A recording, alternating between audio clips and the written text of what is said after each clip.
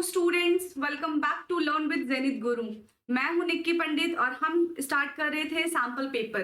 ठीक है, ऑलरेडी हमने कुछ सैंपल पेपर के क्वेश्चंस कर लिए हैं, एमसीक्यू कर लिया है सेक्शन ए में, सेक्शन बी में वेरी शॉर्ट क्वेश्चन आंसर कर लिया है और आज हम स्टार्ट करेंगे सेक्शन सी जो कि शॉर्ट क्वेश्चन आंसर है। सेक्शन सी में क्या है, सारे क्वेश्चन 3 मार्क्स के होंगे। ठीक है, तो हमें 3 मार्क्स के अकॉर्डिंग ही उनके आंसर्स करने हैं। तो स्टार्ट करते हैं हम सेक्शन सी। सेक्शन सी में फर्स्ट क्वेश्चन है, salicylic acid is treated with acetic anhydride in presence of concentrated H2SO4। सबसे पहले salicylic acid का हम स्ट्रक्चर बना लेते हैं। कैसे बनेगा? सबसे पहले बेंजीन बनाएंगे, कार्बोक्सिलिक एसिड इसके साथ अटैच होता है और एल्कोहल ग्रुप इसके साथ अटैच होता है। इसको हम बोलते हैं सैलिसाइक्लिक एसिड। इसका ट्रीटमेंट हम कराएंगे एसिटिक एनहाइड्राइड के साथ। तो एसिटिक एनहाइड्राइड का स्ट्रक्चर बना लेते हैं हम, एसिटिक एनहाइड्राइड। यहाँ पे क्या होगा, देखो एसिटिक एनहाइड्राइड का हम क्लीवेज करेंगे। क्लीवेज कैसे होगा? इसमें क्लीवेज होगा सी और O के बीच में, यहाँ पे हमारा क्लीवेज होगा। तो C के ऊपर आएगा पार्शियली पॉजिटिव चार्ज और O के ऊपर आएगा पार्शियली नेगेटिव चार्ज। यहाँ से भी हमने बॉन्ड ब्रेक कर दिया, यहाँ पे O पे आ गया पार्शियली नेगेटिव चार्ज और कार्बन पे आया पार्शियली पॉजिटिव चार्ज। इसके बाद क्या करेंगे, जो हमारा सैलिसाइक्लिक एसिड है वो भी यहाँ से इसका क्लीवेज होगा, यहाँ पे भी C और O के बीच में क्लीवेज होगा। तो OH पे आ जाएगा हमारा नेगेटिव चार्ज और इस वाले कार्बन पे, यहाँ पे जो कार्बन प्रेजेंट है इसके ऊपर आएगा हमारा पार्शियली पॉजिटिव चार्ज। उसके बाद क्या होता है, नेगेटिव चार्ज अट्रैक्ट करेगा पॉजिटिव चार्ज पे और पॉजिटिव चार्ज अट्रैक्ट करेगा नेगेटिव चार्ज पे। यहाँ से ये पूरा पार्ट, ये इतना, ये चला जाएगा इस कार्बन के पास। स्ट्रक्चर बना लेंगे हम फिर इसका। ऑलरेडी इस पे कार्बोक्सिलिक ग्रुप अटैच है, हमने अटैच नहीं रहने दिया। सिर्फ किस में चेंजेस आएगा, जहां पे ये पार्शियली पॉजिटिव चार्ज है वहां पे ये पूरा नेगेटिव चार्ज आके अटैच हो जाएगा। O C double bond O CH3 और दूसरा क्या प्रोडक्ट बनेगा, देखो यहाँ पे है CH3 C double bond O और यहाँ वाला OH भी आके इससे अटैच हो जाएगा इस पॉजिटिव चार्ज से। तो क्या बन जाएगा, CH3 C double bond O और H, यानी कि एक हमारा बन जाएगा यहाँ पे कार्बोक्सिलिक एसिड। ये हमारा कार्बोक्सिलिक एसिड वाला ग्रुप बन गया, इसको क्या बोलेंगे हम, एसिटिक एसिड। ये हमारा बन जाएगा एसिटिक एसिड और दूसरा हमारा क्या बन जाएगा, एसिटिल। दूसरा बनेगा हमारा acetyl salicylic acid, salicylic acid. इसको हम और क्या बोलेंगे, इसको हम बोलते हैं एस्पिरिन। ये हमारा है एस्पिरिन। ठीक है, ये हमारा फर्स्ट पार्ट है। इसके सेकंड पार्ट पे चलते हैं। सेकंड पार्ट है इसका, tert butyl chloride is treated with sodium ethoxide. Tert butyl chloride का रिएक्शन कराएंगे हम सोडियम इथॉक्साइड के साथ। स्ट्रक्चर बनाएंगे सबसे पहले तो टर्ट ब्यूटाइल CH3 और यहाँ पे भी आएगा हमारा CH3। इसमें क्या है, क्लोराइड, अच्छा क्लोरीन भी है इसके साथ। तो ये हमारा बन गया टर्ट ब्यूटाइल क्लोराइड। अब इसका रिएक्शन करा रहे हैं सोडियम इथॉक्साइड के साथ। तो सोडियम इथॉक्साइड का फॉर्मूला हो जाएगा NaOC2H5।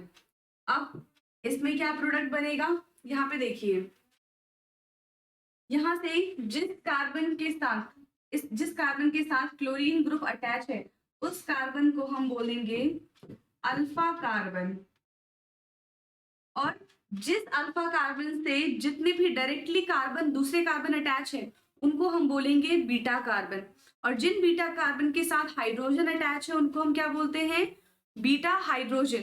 तो यहाँ पे क्या होगा, यहाँ पे होगा हमारा अल्फा कार्बन से तो क्लोरीन निकल जाएगा और बीटा कार्बन से निकलेगा हाइड्रोजन। अब कौन से बीटा कार्बन से हाइड्रोजन निकलेगा, देखो ये भी बीटा कार्बन है, ये भी बीटा कार्बन है और ये भी बीटा कार्बन है, क्योंकि तीनों ही कार्बन अल्फा कार्बन से डायरेक्टली अटैच है। तो यहाँ पे क्या कर सकते हैं हम, किसी भी बीटा कार्बन से हम हाइड्रोजन को निकाल सकते हैं, उससे कोई फर्क नहीं पड़ेगा। जब आप उसका नॉमेनक्लेचर करेंगे तो किसी भी बीटा कार्बन से हाइड्रोजन निकाल दो, सबका सेम ही नॉमेनक्लेचर आएगा। हम क्या करते हैं, मैं क्या कर रही हूँ, यहाँ से हाइड्रोजन को रिप्लेस कर दे रही हूँ। ठीक है, इसको कैसे लिख दूंगी फिर मैं, ये हो जाएगा E H H और H, यहाँ से HCl निकल जाएगा, यहाँ से निकल गया HCl। अब क्या बन जाएगा, CH3 C CH3 double bond CH2। अब इसका कर देते हैं हम नॉमेनक्लेचर। तो सबसे पहले लॉन्गेस्ट चेन देखेंगे, ये बन रही है लॉन्गेस्ट चेन 3 कार्बन की 1, तो यहाँ से करते हैं 1 2 और ये है 3। तो 2 नंबर पे 2 कार्बन पे क्या आ रहा है, मिथाइल ग्रुप अटैच है, तो इसका क्या नाम हो जाएगा 2 मिथाइल प्रोप। यहाँ पे एक डबल बॉन्ड है तो प्रोप एन ना होके क्या हो जाएगा, ये हो जाएगा प्रोप इन, 2 मिथाइल प्रोप इन। और यहाँ पे आप ये भी लिख सकते हो 2 मिथाइल प्रोप 1 इन। ठीक है, तो ये हमारा हो गया बी पार्ट। अब चलते हैं सी पार्ट की तरफ। सी पार्ट है, phenol is treated with chloroform in presence of NaOH। क्या करेंगे हम, फिनॉल का ट्रीटमेंट करेंगे क्लोरोफॉर्म के साथ। सबसे पहले फिनॉल बना लेते हैं बेंजीन के ऊपर OH ग्रुप, इसको हम क्या बोलते हैं, इसको बोलेंगे हम फिनॉल। इसका ट्रीटमेंट करवाएंगे हम क्लोरोफॉर्म के साथ। क्लोरोफॉर्म का क्या फॉर्मूला होता है, CHCl3। इसके रिएक्शन करा रहे हैं NaOH के साथ। अब देखिए ये कौन सी रिएक्शन है जहां पे फिनॉल का ट्रीटमेंट कराते हैं क्लोरोफॉर्म के साथ in presence of aqueous NaOH। आप लोगों ने ये वाली रिएक्शन की हुई है, ये एक बहुत फेमस नेम रिएक्शन है और इस नेम रिएक्शन का नाम क्या है, रीमर टीमन रिएक्शन। ठीक है, इस नेम रिएक्शन का नाम है रीमर टीमन रिएक्शन। ये एक नेम रिएक्शन है, हर बार पेपर में पूछा जाता है, तो इसको अच्छे से रिवाइज कर लेना। तो इसमें क्या होगा, जब इसके साथ ये क्लोरोफॉर्म के साथ और NaOH की प्रेजेंस में इसका रिएक्शन कराएंगे तो ये हमारा बन जाएगा, क्या बनेगा यहाँ पे OH और CHO, यानी कि O हाइड्रोक्सी, ऑर्थो पे क्या है O hydroxy benzaldehyde.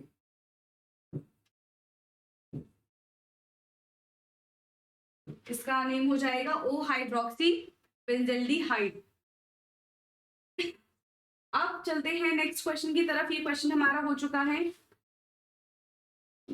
Next question है हमारा, using valence bond theory explain the following relation to paramagnetic complex of MnCl का होल 6 3 नेगेटिव। ठीक है, सबसे पहले इसमें क्या बताना है, हाइब्रिडाइजेशन। हाइब्रिडाइजेशन से पहले हमें क्या करना पड़ेगा, वैलेंस बॉन्ड थ्योरी से इसको एक्सप्लेन करना पड़ेगा, उसके बाद ही हम इसका हाइब्रिडाइजेशन बता पाएंगे। स्टार्ट करते हैं। सबसे पहले क्या दे रखा है, MnCl होल 6 Cl, इसका है 3 नेगेटिव। ओके, सबसे पहले इसका हम निकालेंगे ऑक्सीडेशन नंबर। ऑक्सीडेशन नंबर निकाल लेते हैं। मैंगनीज का निकालना है तो इसकी जगह आ जाएगा X। Cn का जो ऑक्सीडेशन नंबर होता है वो होता है -1, तो यहाँ पे 6 दे रखा है, तो 6 इंटू -1 इज इक्वल टू में माइनस का 3, तो x इज इक्वल टू ये माइनस का 6 हो जाएगा, यहाँ पे आएगा ये माइनस का 6, उधर जाएगा तो प्लस का 6 हो जाएगा, तो x की वैल्यू क्या आ जाएगी, प्लस का 3, सो x इज इक्वल टू +3। यहाँ पे जो मैंगनीज होता है उसका कॉन्फ़िगरेशन क्या होगा, 3d5 4s2, ये मैंगनीज का कॉन्फ़िगरेशन होता है। इसके बाद हमें मैंगनीज का नहीं निकालना है, हमें मैंगनीज 3 पॉजिटिव का निकालना है, यानी कि यहाँ से 3 इलेक्ट्रॉन हमें गायब कर देने हैं। तो 3 इलेक्ट्रॉन कहाँ से गायब होंगे, सबसे पहले निकलता है 4s से इलेक्ट्रॉन निकलेगा, 4s से 2 इलेक्ट्रॉन निकल जाएगा, उसके बाद d पे आएगा और d से कितने इलेक्ट्रॉन निकलेंगे, d से 1 इलेक्ट्रॉन निकल जाएगा, तो ये हो जाएगा 3d4। तो देखो Mn3 पॉजिटिव का यहाँ पे बन रहा है, अगर 3D सीरीज की बात करें 1 2 3 4, ये 3D है 4s खाली रहेगा और 4p भी खाली रहेगा। अब देखो, क्योंकि यहाँ पे Cn जो है वो एक स्ट्रॉन्ग फील्ड लिगेंड है, तो स्ट्रॉन्ग फील्ड लिगेंड की टेंडेंसी क्या होती है, वो पेयरिंग कर देता है। तो यहाँ पे भी पेयरिंग हो जाएगी। ये वाला जो इलेक्ट्रॉन है ये क्या आ जाएगा, ये पेयर अप कर लेगा फर्स्ट वाले इलेक्ट्रॉन से। तो ये हमारा ग्राउंड स्टेट था। अब एक्साइटेड स्टेट में क्या हो जाएगा, यहाँ पे हो जाएगी पेयरिंग। ये हो गया। इनको पेयरिंग करने की जरूरत नहीं है क्योंकि हमें इनर में 2 d ऑर्बिटल्स खाली चाहिए थे और वो हमें एक की पेयरिंग से ही मिल रहा है, तो औरों की पेयरिंग करवाने की कोई जरूरत नहीं है यहाँ पे। ये हमारा 3d है, ये 4s और ये 4p। तो यहाँ से देखो d के 2 ऑर्बिटल्स काम करेंगे, ये दोनों, और यहाँ से एक s वाला और यहाँ से एक 3p के। तो इनको मिला के एक नया ऑर्बिट बनेगा। किन किन को मिला के, d के 2 ऑर्बिट होंगे, s का 1 और p का 3। तो यहाँ पे क्या हाइब्रिडाइजेशन बन गया, यहाँ पे हाइब्रिडाइजेशन बन गया है d2sp3। ये आपका फर्स्ट वाले का आंसर हो जाएगा। टाइप ऑफ हाइब्रिडाइजेशन, तो कितने हाइब्रिडाइजेशन होंगे, कौन सा हाइब्रिडाइजेशन है, d2sp3। इसका नाम क्या है, ऑक्टाहेड्रल। ऑक्टा, ये है हमारा ऑक्टाहेड्रल। हमने यहाँ पे ए पार्ट खत्म कर लिया है। बी पार्ट की बात करते हैं। बी में क्या कह रहे हैं, मैग्नेटिक मोमेंट्स वैल्यू। अब इसका मैग्नेटिक मोमेंट निकालना है। तो मैग्नेटिक मोमेंट कैसे निकालते हैं, देखते हैं कितने ज्यादा number of unpaired electrons present है। अगर अनपेयर्ड इलेक्ट्रॉन प्रेजेंट होगा तो उसका मैग्नेटिक मोमेंट आएगा, और अगर अनपेयर्ड इलेक्ट्रॉन प्रेजेंट नहीं है तो उसका मैग्नेटिक मोमेंट 0 हो जाएगा। तो यहाँ पे क्या कह रहे हैं, ये ऑलरेडी इन्होंने कह दिया कि पैरामैग्नेटिक कॉम्प्लेक्स है। पैरामैग्नेटिक कॉम्प्लेक्स का मतलब क्या होता है, पैरामैग्नेटिक का मतलब होता है नंबर ऑफ अनपेयर्ड इलेक्ट्रॉन। तो यहाँ पे नंबर ऑफ अनपेयर्ड इलेक्ट्रॉन कितने हैं, 2 अनपेयर्ड इलेक्ट्रॉन है। यहाँ पे फॉर्मूला क्या हो जाएगा, मैग्नेटिक मोमेंट का is equal to under root n+2। तो यहाँ पे जो n होता है वो क्या होता है, नंबर ऑफ अनपेयर्ड इलेक्ट्रॉन्स। तो यहाँ पे n की वैल्यू है 2 क्योंकि 2 ही अनपेयर्ड इलेक्ट्रॉन्स है यहाँ पे। तो magnetic moment is equal to 2 2 + 2, तो 2 2 4 4 2 जा 8। तो यहाँ पे आ जाएगा √8। √8 की को कैसे लिख सकते हैं हम, 2√2, और √2 की वैल्यू होती है 2 × 1.414। तो हो जाएगा 2 4 जा 8, 2 1 जा 2, फिर से 2 4 जा 8.2। तो 282 इसकी मैग्नेटिक मोमेंट्स की वैल्यू आ जाएगी। ठीक से लिख देते हैं, ये हो जाएगा हमारा 2.828। ये हमारा मैग्नेटिक मोमेंट्स की वैल्यू आ गई। इसके बाद थर्ड है टाइप ऑफ कॉम्प्लेक्स। कौन सा कॉम्प्लेक्स होगा, इनर या आउटर। अब देखो ये कैसे पहचानेंगे कि इनर कॉम्प्लेक्स बनेगा कि आउटर कॉम्प्लेक्स बनेगा। अगर हमने, जब हम कॉन्फ़िगरेशन कर रहे थे, जब हमने ये हाइब्रिडाइजेशन निकाला, तो इसमें अगर इनर डी ऑर्बिटल लिया है हमने, अंदर वाले डी ऑर्बिटल यानी कि 3D सीरीज के डी ऑर्बिटल अगर हमने लिए हैं तो वो हमारा इनर कॉम्प्लेक्स हो जाएगा। और अगर 4D का ऑर्बिटल यूज हुआ है तो वो हमारा हो जाएगा आउटर ऑर्बिटल। तो यहाँ पे कौन से डी ऑर्बिटल लिए हमने, यहाँ पे हमने 3D वाले डी ऑर्बिटल लिए हैं। तो ये हमारा क्या हो जाएगा, इनर ऑर्बिटल हो जाएगा। और ऐसे ही हमने ये तीनों क्वेश्चन कंप्लीट कर लिए हैं। अब चलते हैं नेक्स्ट क्वेश्चन की तरफ। क्वेश्चन 28 क्या है, first part, state Henry's law and explain why are the tanks used by scuba divers filled with air diluted with helium 11.7% helium and 56.2% nitrogen 32.1% oxygen. इसमें सबसे पहले हमें क्या बताना है, हेनरीज लॉ। तो हेनरीज लॉ क्या है, हेनरी ने क्या बोला था, हेनरी ने कहा है जो पार्शियल प्रेशर है, जो पार्शियल प्रेशर होता है किसी भी गैस का इन अ वेपर फेज, वो क्या होता है, वो डायरेक्टली प्रोपोर्शनल होता है उसके मोल फ्रैक्शन के। ठीक है, यानी कि जितने भी गैसेस होंगे वो, अगर ज्यादा गैसेस होंगे तो वो ज्यादा प्रेशर लगाएंगे। जैसे एक ऑक्सीजन के गैस ले लो और कुछ नाइट्रोजन के गैस ले लो, तो जिसका मास ज्यादा होगा, जिसमें जितने ज्यादा नंबर ऑफ पार्टिकल्स होंगे, जिसमें जितने ज्यादा नंबर ऑफ मोल्स होंगे, वो उतना ही ज्यादा प्रेशर लगाएंगे एक कंटेनर पे।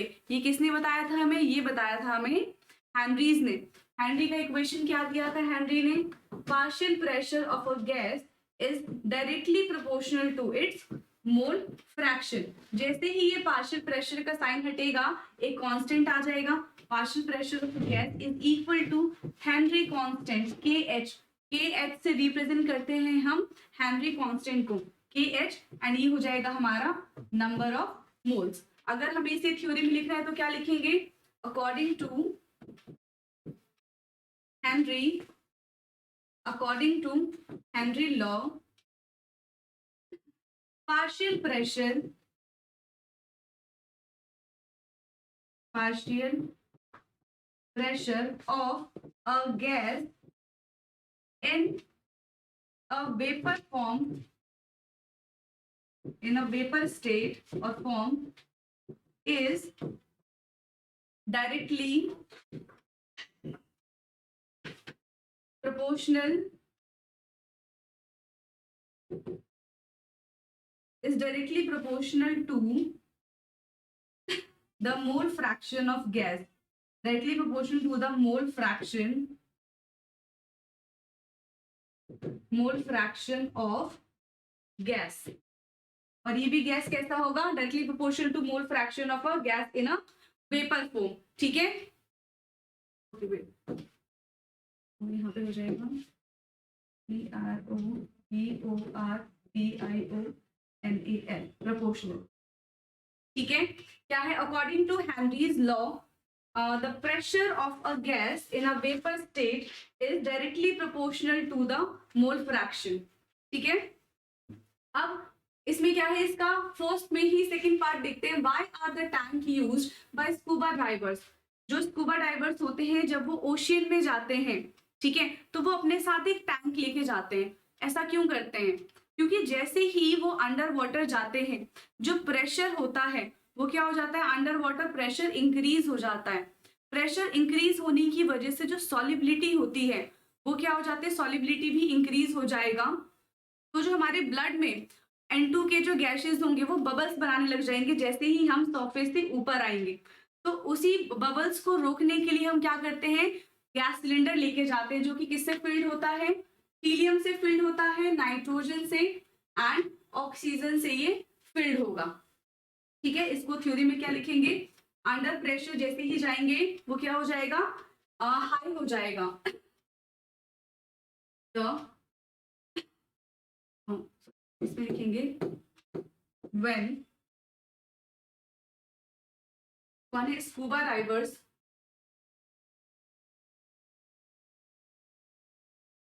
goes underwater, प्रेशर क्या हो जाएगा, प्रेशर हो जाएगा इंक्रीज। प्रेशर इंक्रीज होने की वजह से सॉलिबिलिटी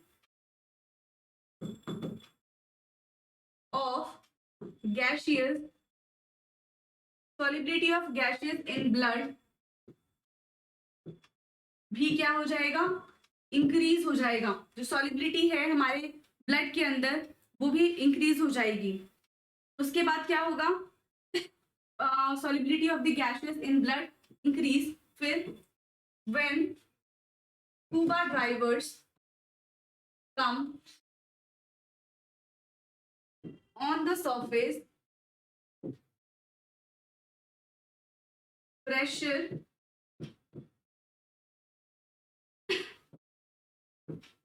gradually डिक्रीजेस। प्रेशर क्या होगा, जैसे ही वो सरफेस पे आएंगे स्कूबा ड्राइवर्स, प्रेशर जो है वो डिक्रीज होता चला जाएगा। प्रेशर डिक्रीज होने की वजह से क्या होगा, nitrogen gas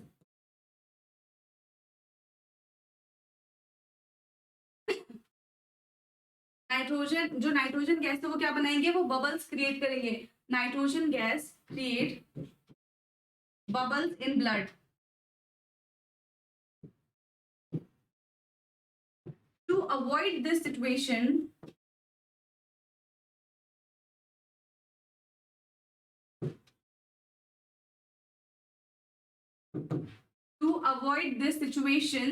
and maintain the partial pressure,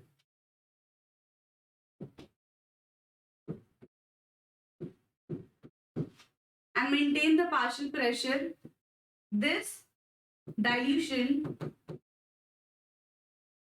is important. जो भी यहाँ पे डाइल्यूशन किया है, किस किस का डाइल्यूशन किया है, हीलियम का, नाइट्रोजन का एंड ऑक्सीजन का जो डाइल्यूशन किया है, ये इस सिचुएशन को मेंटेन करने के लिए, जो पार्शियल प्रेशर है उसको मेंटेन करने के लिए किया गया है। ठीक है, ये है हमारा फर्स्ट पार्ट, अब होता है कंप्लीट। इसके बाद है इसी का बी पार्ट।